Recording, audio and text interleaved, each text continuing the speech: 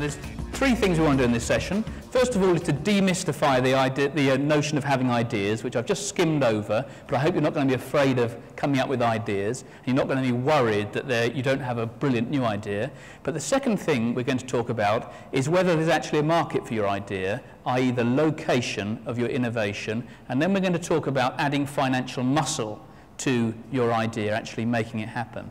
And this is our fantastic panel, and I'm just going to introduce all the panel before we start, because they all have a particular perspective on everything. So this is Nick Devitt at this end, and he's going to be talking about the location of innovation, because he runs a company called Innovation Scout, which is all about finding the undefended hills in the marketplace where you can actually innovate in. Is that fair? Yeah, pretty much.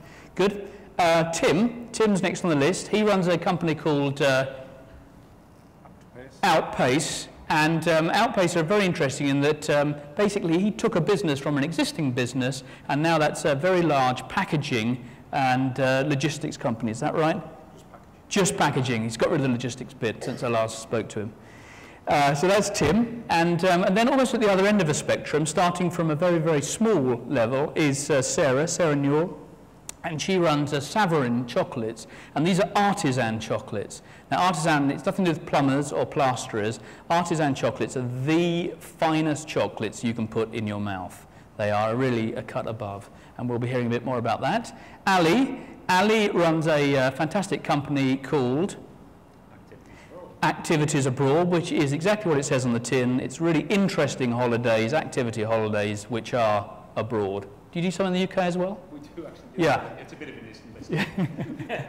Okay, so that's Ali, and then finally we have we have James Robson, who can tell us about two things. First of all, about getting finance for a really big business, and also you've become a business angel recently, and to give us a perspective on what business angels are looking for when people come to them with business ideas. So we're going to start off first of all by talking about the location of innovation, and I'm going to hand you over for the next few minutes to Nick. Over to you, Nick. I agree with Guy that there's ideas everywhere, and the lateral thinking thing, I agree with that too. That actually once you've become familiar with generating ideas, you can generate ideas 10 a penny. And in fact, I bet you there's millions of ideas in this room. Some of them have been described, some of them are in your head, some of them are not yet sort of articulated in a key way. But what the key is finding the really smart ones, the ones that genuinely respond to a human need, a consumer need. And that's the real key. If you can isolate and find the problem and the need, that creates the opportunity, which therefore creates the idea space. Our job at Innovation Scout, which we do for a number of companies, is we don't get anywhere near ideas and solutions. We go out and find the space. Where's the space where there are innovation opportunities for new products and services? And it could be on existing products. It's not always in a completely new space. We've got a company that talks about unarticulated needs, unarticulated consumer needs. These are the ones where if you, there's a bit of advice about if you're thinking about starting a business, if you're an entrepreneur thinking about starting a business, for goodness sake, don't go and ask your potential customers their opinion, because they'll probably give you their opinion, but they will behave differently when it comes to actually selling to them.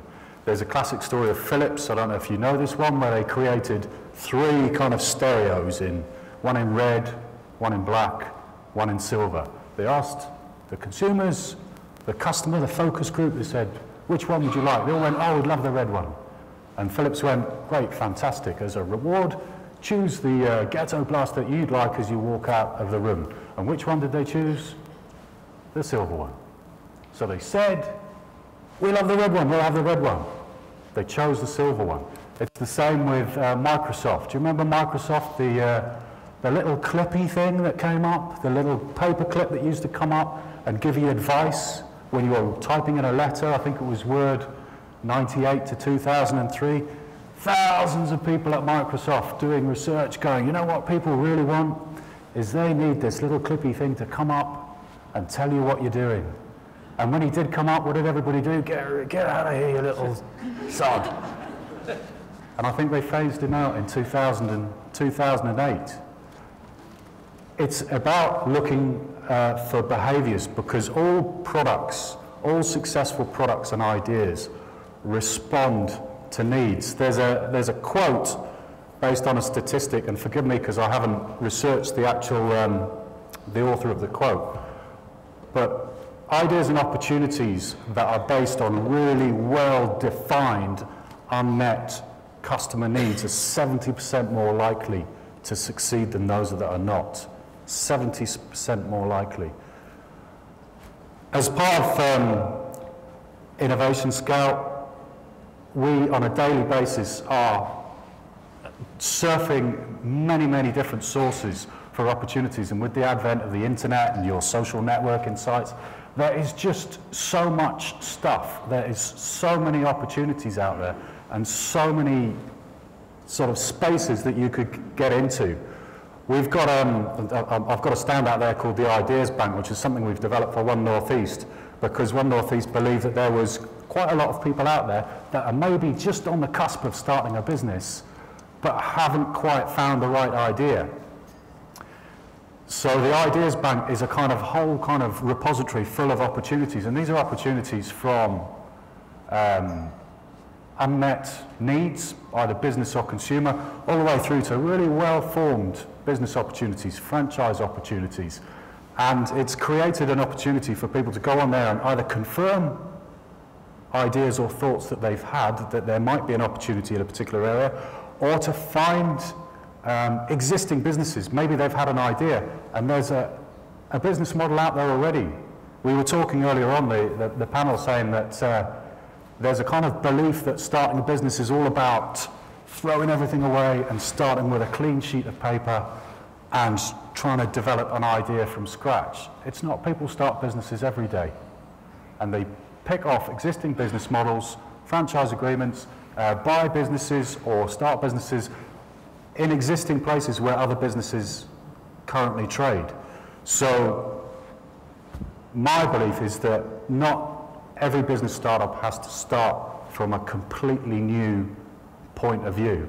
And there's lots of stuff out there, but the things that you really need to think about is, right, if you've got an idea, don't start there. Go back a bit. Look for the need that you're responding to. Can you identify and really describe that need?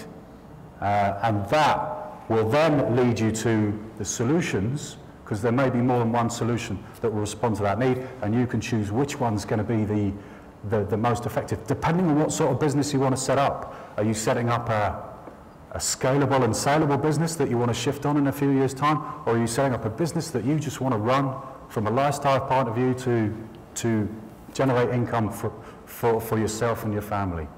So that's probably enough from me, Guy. That's fantastic.